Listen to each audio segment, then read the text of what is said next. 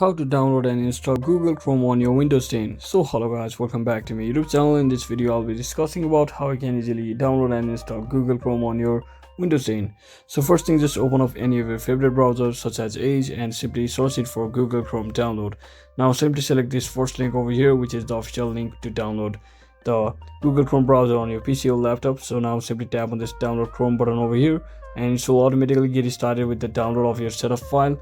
So you just have to wait for a few seconds until it gets successfully downloaded on your device. Now just tap on this open file to open the .exe setup file and simply click on OK, and you just have to wait for a few seconds once again, and it will automatically open up a installer or setup file saying like this.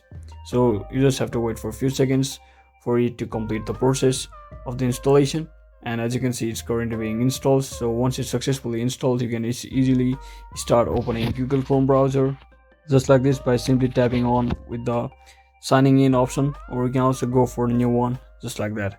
So thanks for watching guys, don't forget to like and subscribe. See you on the next one.